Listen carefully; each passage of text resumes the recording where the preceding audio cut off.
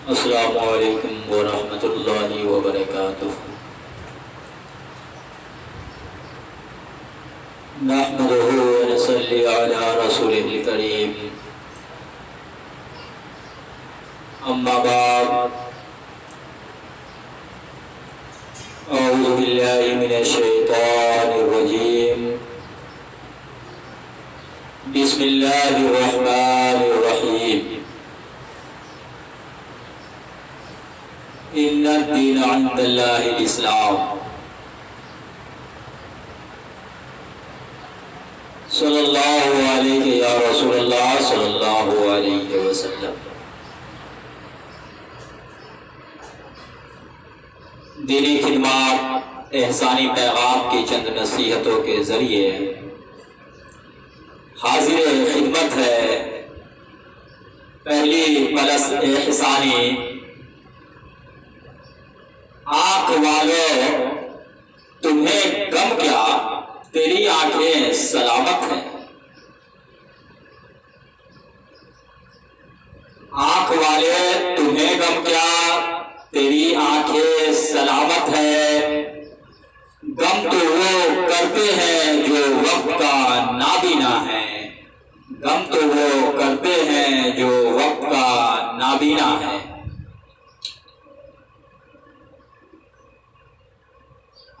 इन्नद-दीन इंदल्लाहिल इस्लाम।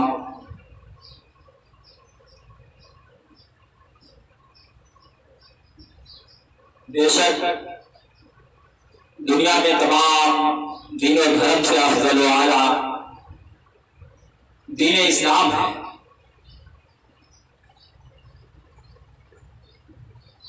इसी मौजूद के मुताबिक हालात दौर का मद्देनजर इस्लामी सफर 14वीं सदी अदाई एहसानी मौजू को कंट्रोल किया। आंख वाले तुम्हें गम क्या, तेरी आंखें सलामत है। गम तो वो करते हैं जो वक्त का नाबीना है। इस्लाहे माशरा, चलो सुधार की तरफ।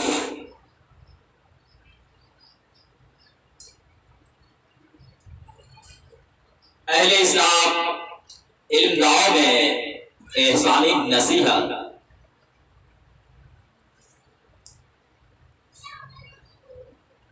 इस्लाम में मुसलमानों का जिस सदी से गुजर हो रहा है, इसमें माशरे की इस्लाह की खातिर अहम कोशिशें जरूरी है,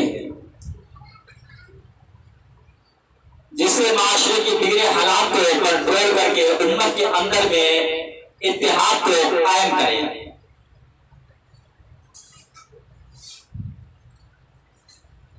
तो इस सदी में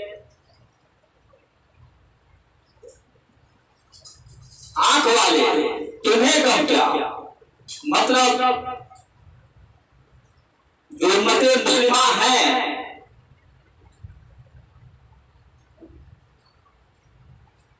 इन्हीं उम्मते मुस्लिमा के दरमियान कुछ ऐसे उम्मत हैं कि जो कौम का रहनुमा बनकर, दीन मुस्तफा का वारिस बनके कौम की रहनुमाई कर रहे हैं। उन्हें किस बात की गम है? वो तो आंख वाले हैं, उनकी आंखें सलामत है।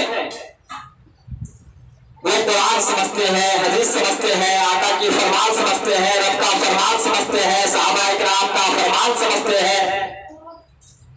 उन्हें किस बात की गम है? गम तो आम कौम के लिए है जो वक्त का नाबीना है। और फिर मुझे सही रास्ता दिखाने के लिए, मुझे मंजिल तक पहुंचाने के लिए उम्मत मुस्लिमा के आंख वाले उम्मत जो रहनुमाओं के नाम से जाना जाता है, उन्हें यह जिम्मेदारी है कि नाबीना को सहारा दिए हाथ पकड़ के सही तरीके से उसकी मंजिल तक पहुंचाए।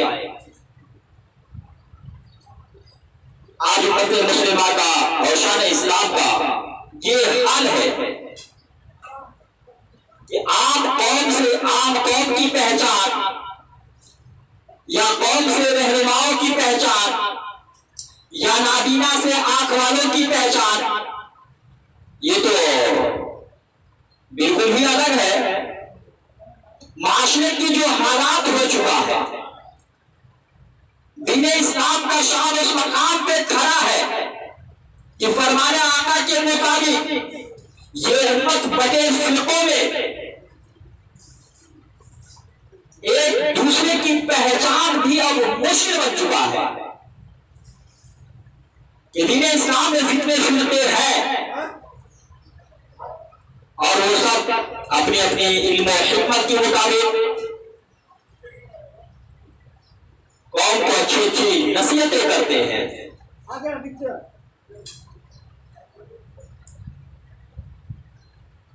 तो ऐसे सूरत में जो फिरकाए हक है, उन फिरकाए हक तमाम बदअकीदा फिरकाओं से हम नाबीना कौम को बचने की हमेशा सलाह दिया कि दिगर इस्लामी बदअकायद फिरकों से हमेशा हर एतबार से बच के रहो। मगर आज का वो तारीख है, आज का वो मंजर है, आज शान इस्लाम उस मकाम पे खड़ा है कि हम उनसे बचे क्या। आम कौम क्या समझ पाएगी जब रहनुमाओं को समझना मुश्किल बन चुका है। कौन उलमा किस अकायद का है, कौन उलमा किस फिरका से ताल्लुक रखते हैं, अब उनकी पहचान इस तरीके से शयाम हो चुका। उनकी जो गुफ्तगू का अंदाज है, अब वो गुफ्तगू को इस तरीके से पेचीदगी डाल के करते हैं कि आम कौम तो आम कौम है, नाबीना तो नाबीना है, आंख वाले के लिए रास्ता अजल हो जाता है। उन्हें पहचान में मुश्किल पड़ जाता है कि आखिर ये किस फिरके से ताल्लुक रखते हैं। कहीं कि फिरकाए हक की तरफ इशारा करते हुए गुफ्तगू कर रहा है, फिर बीचों बीच में कुछ ऐसे फितने डाल देते हैं कि जिससे देवबंदियत की तरफ इशारा हो जा रहा है। फिर चलते चलते बीच में इस तरीके की फितने डालते हैं कि देवबंदी से लेकर के वहाबियत की तरफ चला जा रहा है। फिर यूं ही गुफ्तगू करते करते कुछ ऐसे फितने डाल देते हैं, कभी तमाम फिरकों से निकल के कुछ और की तरफ इशारा करता है। ये आज रहनुमाओं का हाल है। ऐसे दलदल में, ऐसे अहम चुनौती वाली वक्त में ये उम्मत मुस्लिमा का आम नाबीना कौम एक मुश्किल जैसी राहों में फंस चुका है, जिसे निकलना बड़ा ही मुश्किल है, जिसे हर रास्ते पे सही तरीके से पहुंच के जाना बड़ा ही मुश्किल समझ में आ रहा है। और ये कभी नहीं चाहती कि मैं बदअकीद फिरके की तकलीफ करूं, उसकी फरमाबरदारी करूं, उसकी बताए हुए तरीके पे चले। कौम भी ये चाहती है और कौम भी जानती है कि हमें बदअकीदा फिरकाओं से बचना है, उसकी बहकावे में नहीं जाना है। मगर मजबूर है, रास्ता चलते चलते वो फिरकाए बातिल की शिकारों का शिकार हो जाते हैं। और फिरकाए हक की ये जिम्मेदारी है कि हम उन्हें बिल्कुल सही तरीके से महसूस करके और उन्हें उनकी मंजिल के तरफ हक रास्ते पे उन्हें ले जाके खड़ा कर दे। इसकी तरफ मौजूदा दौर में जो उम्मत मुस्लिमा की बिगड़े माशरे के सुधार की खातिर जो इशारा है, वो आसानी से इस तरीके से इशारा है कि सबसे पहले उम्मत मुस्लिमा अपनी नाम की सुधार करे। जो पैगाम दे दिया गया है कि नाम में नाम से पहले शोहूद गुलामी जरूरी है। ये ऐसे नाजुक मोड़ में ये बिगड़े दीने इस्लाम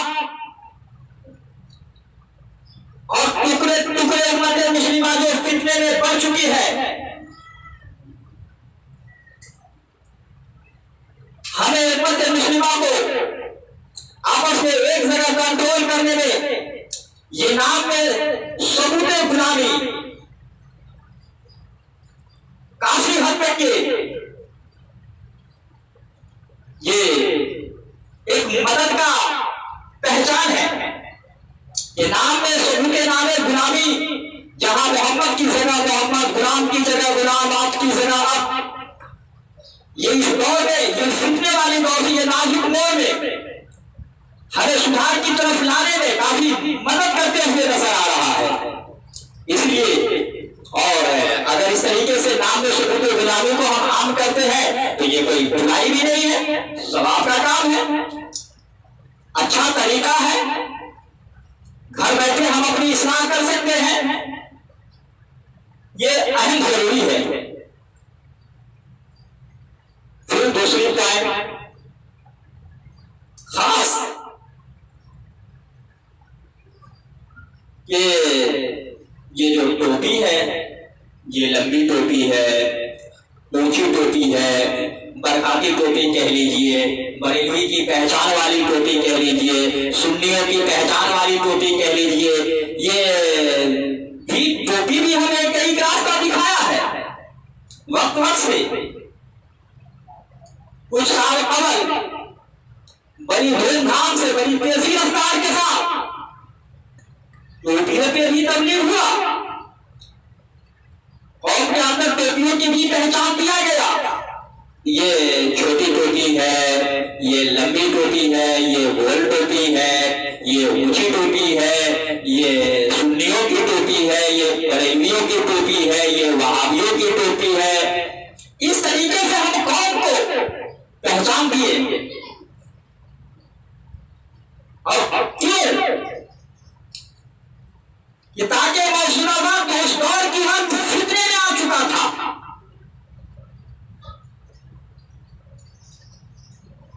फिर उम्मत से लेकर रहनुमाओं तक आपस में जो बिखर चुके थे, उस वक्त में ये टोपी आया तो ये टोपी से पहचान हो जाया करता था कि ये ऊंची टोपी वाले हैं, ये बरेलवी वाले हैं, अलग से पहचान लोगों में कर लिया जाता था। ये छोटी टोपी वाले हैं, ये देवबंदी है, ये वहाबी है।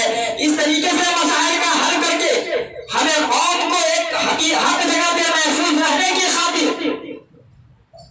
दौरे वक्त के उलमा, रहनुमा एक ये अहम ऑप्शन कौम की खातिर कौम के सामने में पेश किया कि जिससे हम दूर से फिरकों की पहचान कर सके। आइए 14वीं सदी का जमाना है, उम्मत नाजुक दौर से उम्मत मुस्लिमा का गुजर हो रहा है, फिर पहचान करना मुश्किल पड़ गया है। कौम कभी नहीं चाहती कि हम बदअकीदे की पीछे इत्तबा कर ले, हम बदअकीदे की बहकावे में चले जाए, हम उसकी इजलास में उसकी वाली नसीहत पर अमल कर ले। कौम हमेशा उससे बच के रहना चाहती है, लेकिन चलते चलते राह में कहीं न कहीं उन शिकारियों की शिकार हो ही जाता है, क्योंकि उसके पीछे ताकीद बेहतर है, उसकी निगरानी बेहतर है, उसकी मेहनतें बेहतर है, कोशिशें बेहतर करता है, वो अपनी कोशिश में कामयाब होता हुआ नजर आ रहा है। ऐसे वक्त में हमें पूरी पुख्तागिरी के साथ, पूरी मजबूती के साथ कौम को फिर आसान रास्ता देने की जरूरत है। जब जहां आसान रास्ता देने की जरूरत है तो आज हम उलमाओं की जमात हमेशा कौम को ही बदनाम करते हैं, हमेशा कौम को ही लापरवाह साबित करते हैं, हमेशा कौम के ही नामकान की बरसात करते हैं, हमेशा कौम की ही कांधे पे बंदूक करके चलाना शुरू करते हैं। ये कौम ऐसी हो गई, ये कौम ऐसी हो गई, ये कौम नहीं समझती, ये कौम जो है जो उलमाओं की इज्जत नहीं करती, ये कौम उलमाओं को कहां फेंक दिया। ऐ वक्त के रहनुमाओं, तुम ये नहीं कहते कि तुम कौम को कहां फेंक दिया। ये तो बड़ा हक कहते हो कि कौम अपनी रहनुमाओं को कहां से कहां फेंक दिया। ये कभी नहीं कहते हो कि तुमने कौम को कहां से कहां फेंक दिया। हम उम्मत मुस्लिमा जो आका नबी सल्लल्लाहु अलैहि वसल्लम के जितने उम्मती हैं, वो मसाइल के मुताबिक आपस में भाई भाई है। मगर कुछ ऐसी जगह है कि जहां पहुंचने के बाद हम भाई के रिश्ते पे पर्दे डाल करके कुछ और रिश्ते की तरफ तवज्जो करते हैं, जैसे मसाजिद, जैसे मदरसा, जैसे कोई बुजुर्गाने दीन का मजारा। उम्मत मुस्लिमा आपस में भाई भाई है, लेकिन उन भाई भाई की रिश्ते पे पर्दे डाल करके हम उनका वही कदर करते हैं कि जो जगह मुझे इजाजत देती है, जहां किसी हस्ती बुजुर्गाने दीन की हस्ती पे पहुंचते हैं, जैसे हुजूर गरीब नवाज रहमतुल्लाह अलैह, वहां को ये नहीं कहता कि हुजूर गरीब नवाज भाई, वहां ये कहता है हुजूर गरीब नवाज बाबा रहमतुल्लाह अलैह, लफ्ज़ बाबा। इसी तरीके से जब हम मस्जिद में जाते हैं तो अपने इमाम साहब से हम अपनी भाई की पहचान होने की सबूत और दलील पेश नहीं करते।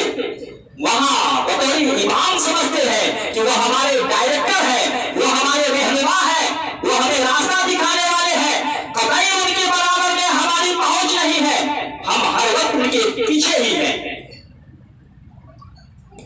और जब हम मदरसा में पहुंचते हैं, जब तालिबे इल्म का जमाना है,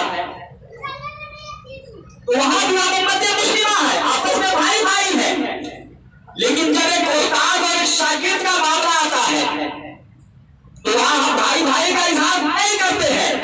वहां भाई भाई की रिश्ते पे पर्दे डाल के वहां हम अपनी बाप से भी ज्यादा कदर करते हैं कि जो उस्ताद है, और कदर करनी भी चाहिए।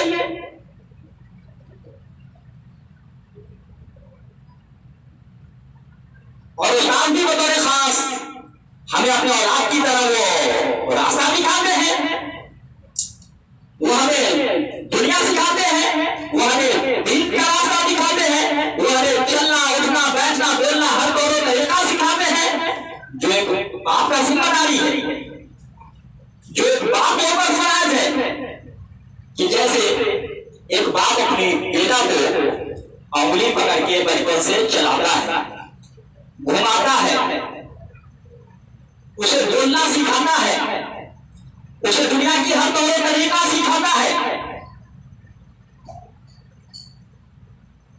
एक मैं भी है कि अल्लाह का करम है, रब वालों का शुक्र अदा करता है कि मुझे मेरे बेटाओं ने उंगली पकड़ के चलाना सिखा रहा है। और ये कोई गलत बात नहीं, ये बिल्कुल हकीकत है कि जब बच्चे बच्चे होते हैं उस वक्त में बाप पे जिम्मा है, और बाप के ऊपर यह अहम जिम्मेदारी है कि उसे उंगली पकड़ करके चलाए, उसे उंगली पकड़ के रास्ता दिखाए, शहर घुमाए, तौर तरीका सिखाए, बोलना चालना सिखाए, अच्छे काम की सलाहियत बताए। जब यही बाप बुरा होता है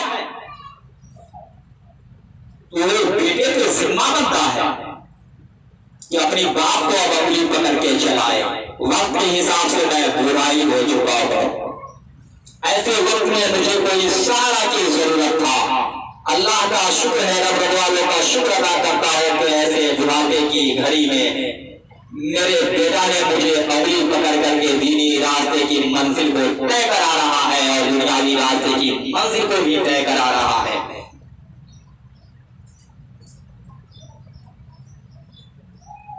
दुनिया के अंदर में ऐसे भी देखा जा रहा है कि बहुत सारे औलाद माँ बाप का नाफरमान होते हैं। हो सकता है जिसने मैं भी हूं कि अपने माँ बाप करने में कहीं ना कहीं भूल रहा हो।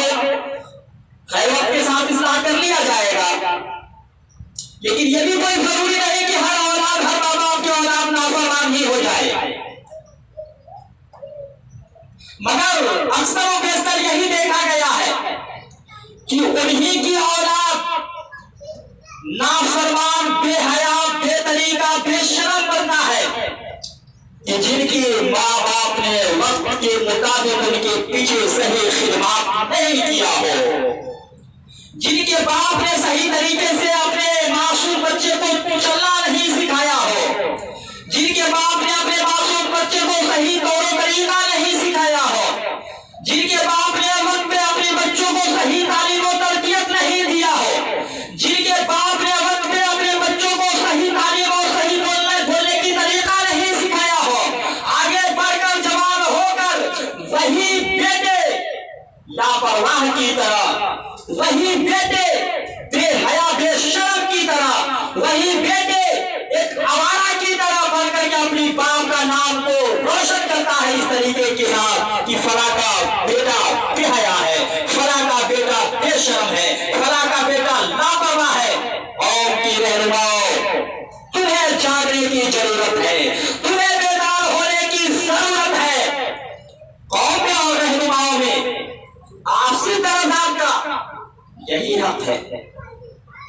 जो कौम उम्मते मुस्लिमा का जो आम कौम है और उम्मते मुस्लिमा में जो रहनुमा है, जिनके सर पे रहनुमाई की ताज बांधा गया है, जो दीन मुस्तफा की वारिस बन करके है, उनमें और कौम के नाबीना कौम में यही तो फर्क है, यही तो तरीका है कि जो एक बाप और बेटे का तरीका है, जो एक शागिर्द और एक उस्ताद का तरीका है।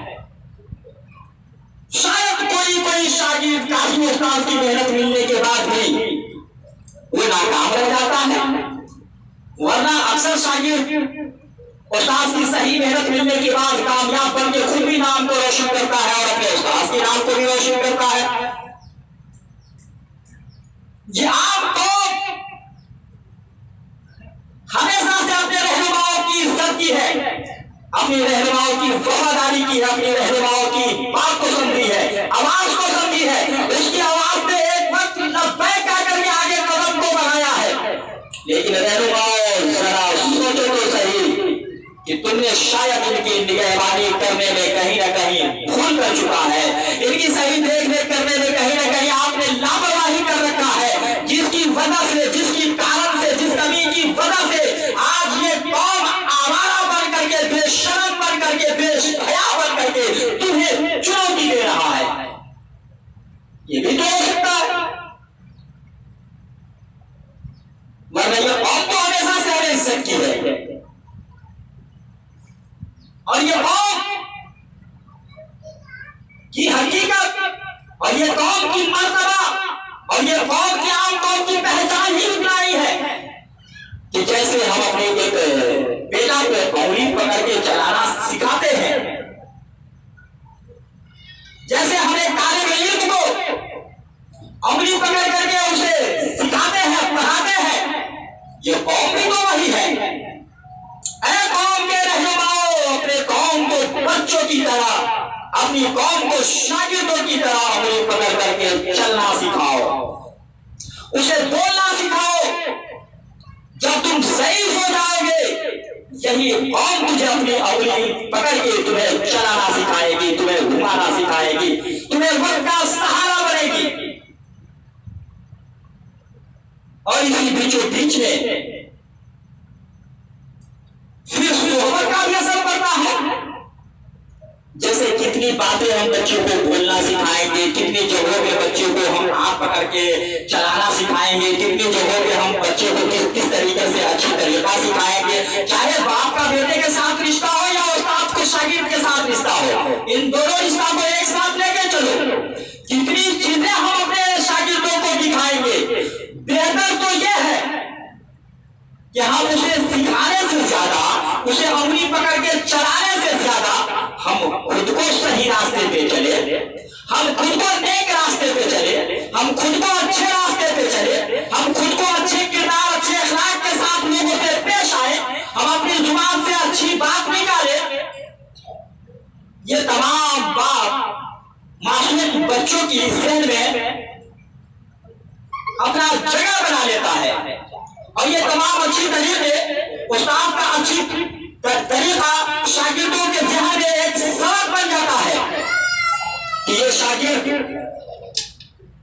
हमें देखने के बाद, ये बच्चा हमें देखने के बाद वो हमसे सबक लेता है, वो खुद ब खुद कोशिश करता है कि अच्छे राह के साथ सफर को तय करे, अच्छे अखलाक के साथ अपनी जुबान से आवाज को निकाले, अच्छे किरदार के साथ अपनी मंजिल को तय करे।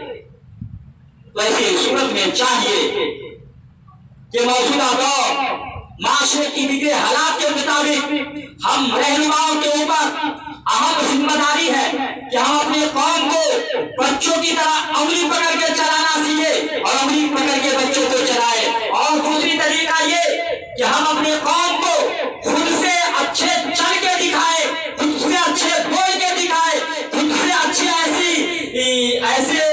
अच्छे तरीके करके दिखाए कि जिससे कौम पे ये असर पड़ेगा कि नहीं वाकई हमारा रहनुमा अच्छे तौर तरीके पे चल रहे हैं, अच्छे रास्ते की मंजिल को सफर तय कर रहे हैं, अच्छे अखलाक के साथ पेश आ रहे हैं। तो हमें भी बेहतर यही रास्ता है कि उनकी तौर तरीका पे चले।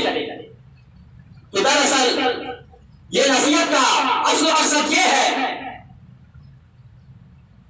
कि जो रहनुमा है जो कौम तक दीन की पैगाम को पेश करता है और कौम को दीन मुस्तफा का तारीख बताता है, कौम को चलने का ढंग सिखाता है, उसे बोलने की तमीज़ और शऊर सिखाता है, उसे दीनी दुनियावी तालीम सिखाता है। उन तमाम रहनुमाओं को चाहिए कि मौजूदा सूरत हाल इस्लामी सफर 14वीं सदी में सबसे पहले माशरे की बिगड़े हालात की सुधार की खातिर अपने नाम को सुधार कर ले। बहुत सारे ऐसे रहनुमा हैं कि अपने कौम के बच्चों को तालीम देते हैं कि तुम्हारा जब बच्चा हो तो नाम में मोहब्बत रखो, लेकिन खुद के नाम में सबूत गुलामी का पता नहीं। इसलिए रहनुमाओं के ऊपर अहम जरूरी है कि खुद भी सुधार करे और कौम को सुधार करने की नसीहत करे। एक के बाद एक जब कौम देखेगी कि हमारे रहनुमा खुद से अच्छे रास्ते पे चल रहे हैं तो वो खुद हौसला बुलंद करके तुम्हारे रास्ते पे चलेगा। अल्लाह चला मुझे सीधे रास्ते पर,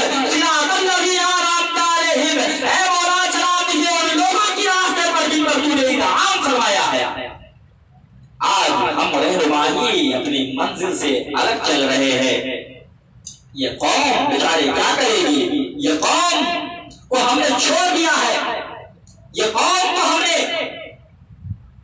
एक सही तरबियत से, सही देखरेख से, सही निगरानी से अलग कर दिया है। ये कौम मासूम बन करके भटक रही है, कभी इधर कभी उधर कभी उधर। वरना दिली इरादा जरूर है कि मैं भी अच्छे सच्चे इंसान बन करके रहूं, मैं भी अच्छे तरीके पे कायम रहूं, जिस तरीके के तरफ में हकानियत पाया जाता हो, ईमानदारी पाया जाता हो। मगर सफर तय करते करते मजदूर बन करके कहीं न कहीं बदअकीदा शिकारों की चंगुल में गिरफ्त हो जाता है। हम फिरकाए हक की रहनुमाओं को अहम जिम्मेदारी है कि पूरी ताकीद के साथ पूरी कोशिश करके इस कौम को बदअकीदा शिकारों की तरफ से निकाल करके हक मंजिल पे खड़ा कर दे। ये फिरकाए हक के रहनुमाओं की अहम जिम्मेदारी है। तो सबसे पहले नाम में सबूत गुलामी की पहचान जरूरी है। दूसरा है पहचान।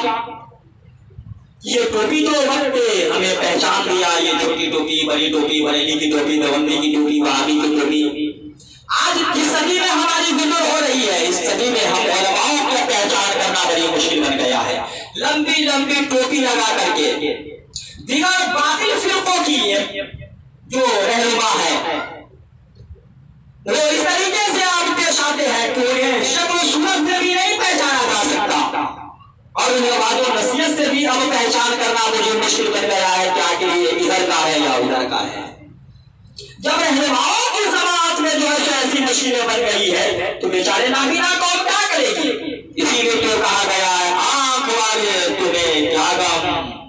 आगे सलामत है।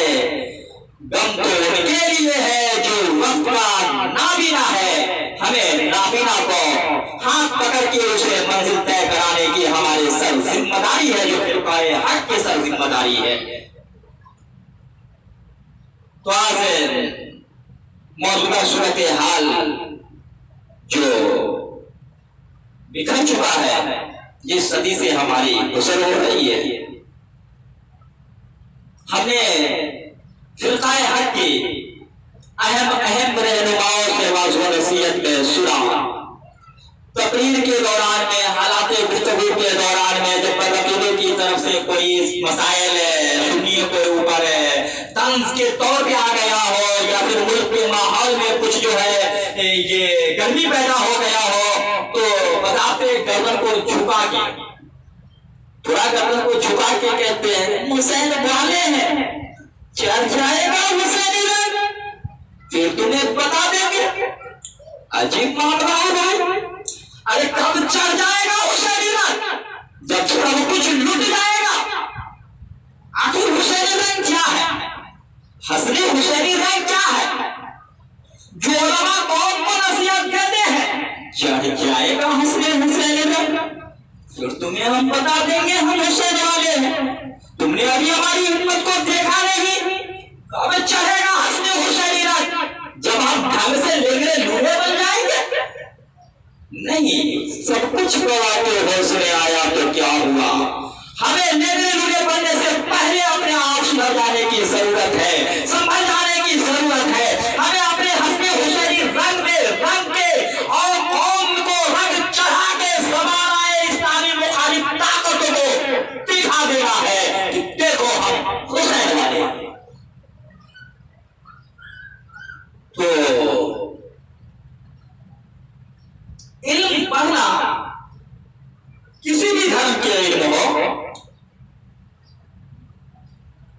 वो काबिल तारीफ उस वक्त तक नहीं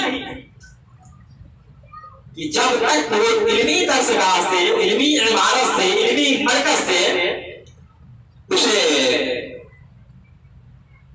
काबिलियत के नाम पे लाखों की मजमा में या हजारों की मजमा में या जितनी की तादाद वहां के हालात की मुनासिब है, जब तक उनके सर पे चेहरा न बांधा गया हो, जब तक उनके हाथ में उनकी काबिलियत की डिग्रियां न दी गई हो, तब तक वो इल्म ना है। ये नहीं कहा जा सकता कि वो इल्म ना नहीं है, बिल्कुल जाहिर है, मगर यह काबिल तारीफ की दलील है कि वो अब एक रहनुमाई की ताज ले लिया। उनके सर पे ये जिम्मेदारी है कि वो कौम की रहनुमाई कर रहा है, और फख्र से जरूरत के वक्त वो कहेगा कि मैं फला जगह से डिग्री लिया हूं, मुझे फला इल्म तक के डिग्री है। तो अक्सर मदारिस में जो तालिब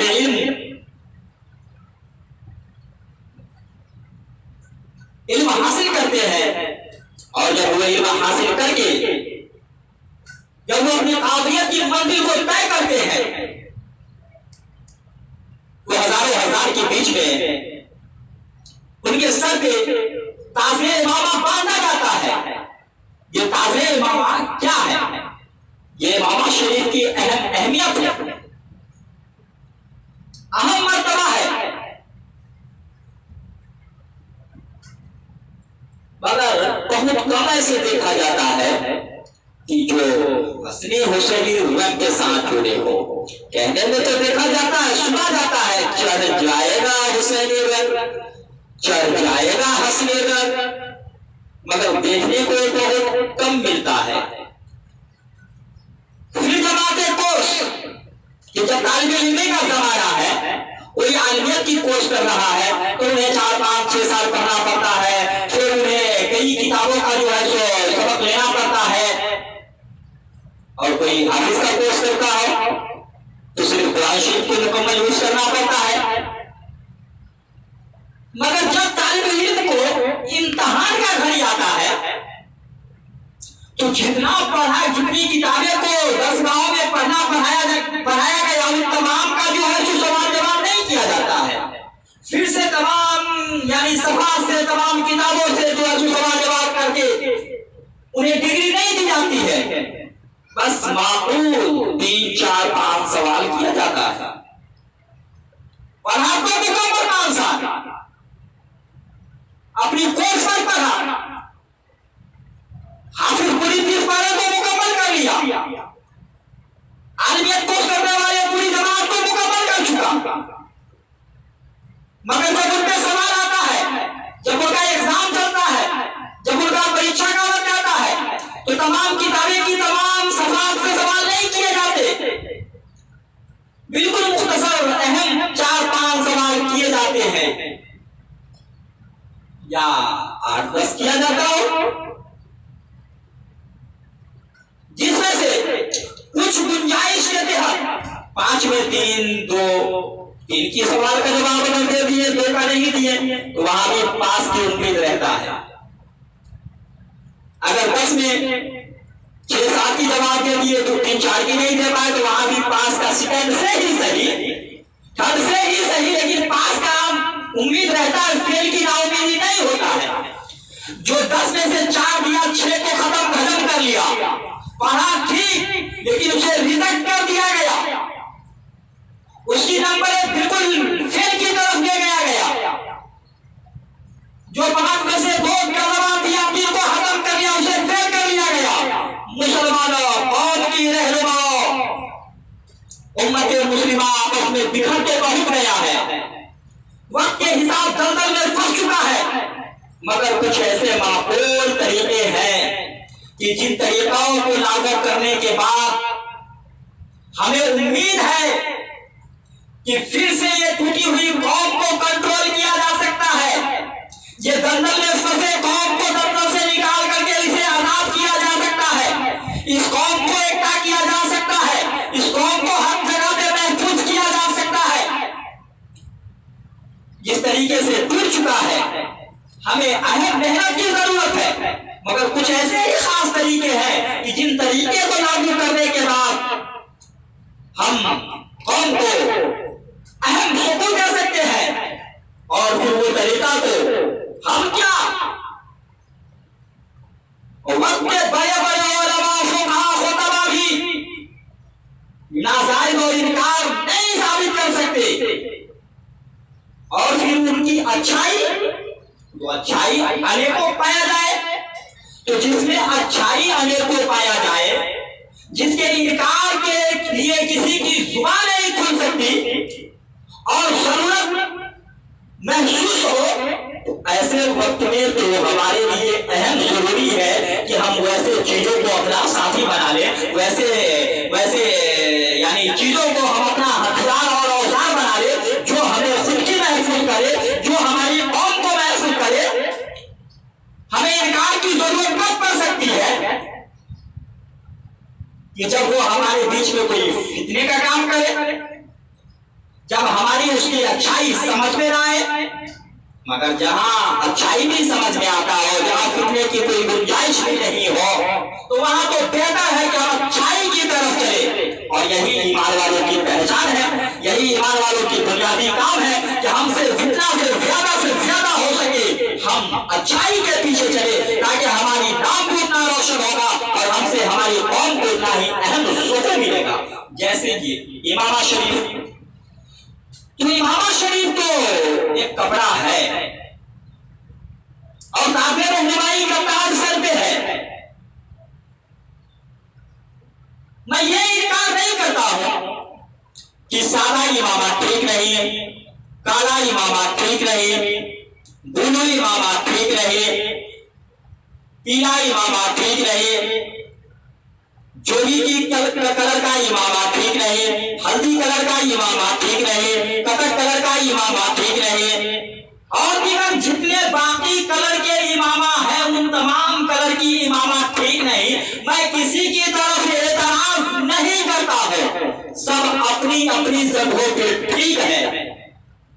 एक अहम मिसाल के साथ कि जैसे चावल आपकी खुराक के लिए अहम हलाल रिस्क है, हम हराम नहीं कह सकते, जैसे रोटी आपकी खुराक के लिए अहम रिस्क है, हम उसे नाजायज नहीं कह सकते, जैसे दाल, सब्जियां, मुर्ग, मुसल्लम वगैरह वगैरह जो इंसानी खुराक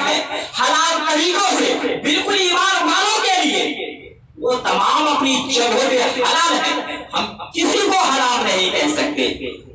मगर इसी बीचों बीच मैं तो तन्हा अकेले बात कर रहा हूं, कोई होते तो उन्हें मैं मिसाल देता। लेकिन हाँ, जरूरी है तालिब इल्म पास हुजूर मोहम्मद अली साहब किबला और रहबरे हाथ हुजूर असद मियां साहब किबला साहिब सज्जादा बरेली शरीफ, ये दोनों असातिज़ा है, ये फिरकाए हक के अहम रहनुमा है।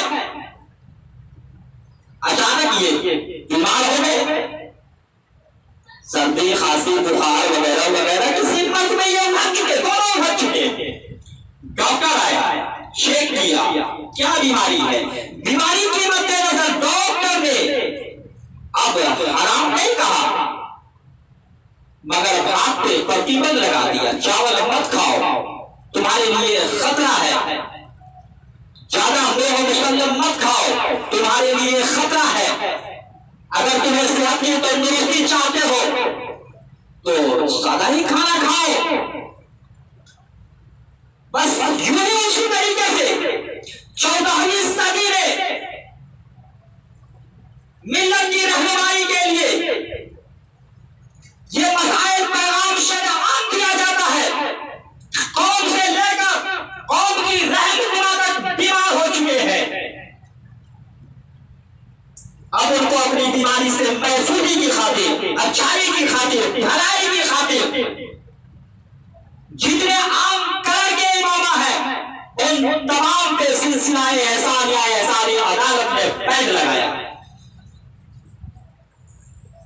हम किसी इमामा को काबिल तारीफ नहीं समझते हैं सिवाय असली हुसैनी रंग के। चाहो फिरकाए हक के रहनुमाओं अपने सर पे असली हुसैनी रंग और कौम को दो नसीहत असली हुसैनी रंग। यह असली हुसैनी रंग हमें मौजूदा दौर में कई तरह से अच्छाई का सामना मंजिल तय करके दे रहा है, जिसकी वजह से मौजूदा दौर हम कौम को अच्छी सुकून और अच्छी सहूलतें दे सकते हैं। ये वही हस्न हुसैनी कलर है कि जिस कलर से हम बातिल की सीना को तोड़ेंगे, इस्लामी मुखालिफ की ताकत को कमजोर करेंगे। और ये फिर हसनी हुसैनी कलर है, हसनी हुसैनी रंग है। इस हसनी हुसैनी रंग की तरफ अपने आप को हम मायल कर दे, अपने आप को फिदा कर दे, अपने सर को हसनी हुसैनी रंग के नीचे कर ले। ये हमें कई फिक्रों से रास्ता आजाद करके, रास्ता आसान करके, रास्ता को एकदम बिल्कुल नजदीक करके दे रहा है। फिर हमें एतराज तो नहीं होनी चाहिए। एतराज तो तब होगी ना कि जब आप कहोगे कि मुझे हसनी हुसैनी रंग पसंद नहीं है। एतराज तो तब होगी जब आप कहोगे मैं हसनी हुसैनी वाला नहीं हूं। उस वक्त तक एतराज की कोई गुंजाइश नहीं कि जब तक आप अपने आप में ये दावा करके जमाना को ये दिखाएंगे, ये सबूत गुलामी पेश करोगे कि मैं हुसैन वाला हूं, मैं हसन वाला हूं, उस वक्त तक एतराज की कोई गुंजाइश नहीं। अब तो ऐसे ऐसे रहनुमाए मामा बांध रहे हैं कि अल्लाह को समझ में नहीं आता कि कौन किधर का है। और फिर कुरान ने कहा महबूब हमने आपको सारे जहां के लिए रहमत बना करके भेजा है। फिर अल्लाह तबारक व तआला की फरमान के मुताबिक जो हमारे नबी इस दुनिया में सारे जहां के लिए, पूरी कायनात के लिए रहमत बन करके आए,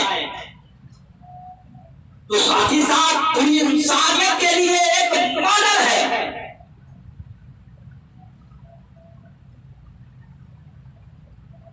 कि पूरी इंसानियत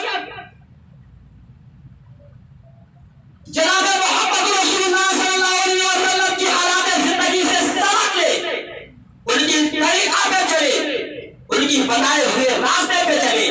आका जनाब मोहम्मद रसूलुल्लाह सल्लल्लाहु अलैहि वसल्लम से मुसलमानों का ही आइडियल और मॉडल नहीं, पूरी कायनात की इंसानियत का आइडियल और मॉडल है।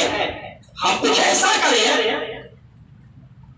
कि जमाना हमें पीछे पीछे चलता रहे। हम वो नबी का गुलाम है कि जो पूरी इंसानियत का आइडियल और मॉडल है। हम वो हुसैन वाले हैं कि जिसने करबला में किसी की मोहब्बत ना देखा, सिर्फ इस्लाम और ईमान के अलावा।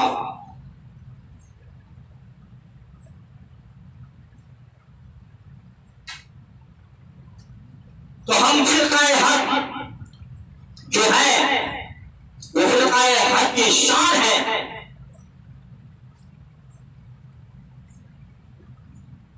जाका के फरमान के मुताबिक तमाम फिरकों में बेहतर फिरका फिरकाए हक है। तो तमाम जिम्मेदारी से जंग लड़ना, तमाम जिम्मेदारी से संघर्ष करके तमाम फितरों को मिटाना, तमाम फितरों को रोकना हम फिरकाए हक की ही काम है। ना कि सिर्फ कहलाने के लिए फिरकाए हक। तो हमारी इस पैगाम से तालीमी मरकज तालीमी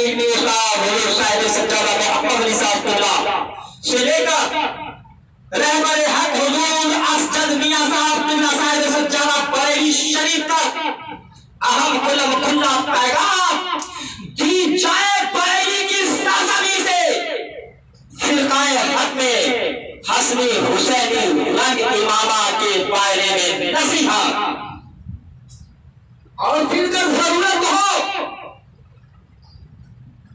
कि हसनी हुसैनी रंग इमामा शरीफ पे कुछ मुनाज़रा हो, कुछ तफसील से गुफ्तगू हो, कुछ इसकी अच्छाई की यानी इससे ढूंढ निकाला जाए कि आखिर हसनी हुसैनी रंग से क्या फायदे हैं, कितने फायदे हैं। तो इंशाअल्लाह ताला जब वक्त जरूरत आ पड़ेगी, आप जब मुझसे पूछेंगे बिल्कुल तसल्ली बख्श जवाब दिया जाएगा कि मौजूदा सूरत हाल के मद्देनजर यह हसनी हुसैनी रंग कितने तरीके से हमें रास्ता आसान करके दे रहा है। एक नाम में नाम सबूत गुलामी कितने तरीके से मुझे रास्ता को कंट्रोल करके दे रहा है, और इस्लामी मुखालिफ ताकत को, इस्लामी बातिल फिरका को किस तरीके से ऊंचाई और तुड़ाई करेगा। आप करके तो देखें। उसी तरीके से ये हरा इमामा, लाल इमामा जो हसनी हुसैनी करल इमामा है, मौजूदा सूरत दौर, मौजूदा सूरत हाल, मौजूदा सदी हमें बिल्कुल कई तरीके से आसान करके मंजिल को दे रहा है, और फिर इस्लामी मुखालिफ ताकत को, इस्लामी बातिल ताकत को अहम तरीके से उसकी तुड़ाई भी कर रहा है।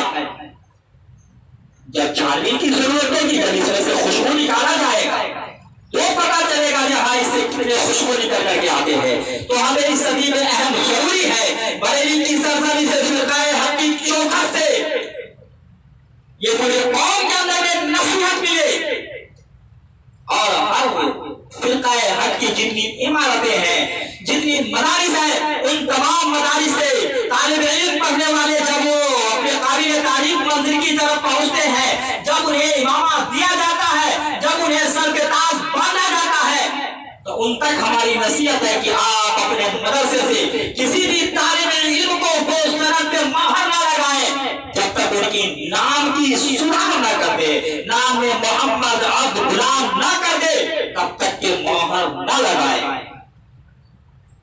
ये हमारी फिरकाए हक के निशानियों में अहम निशानी है।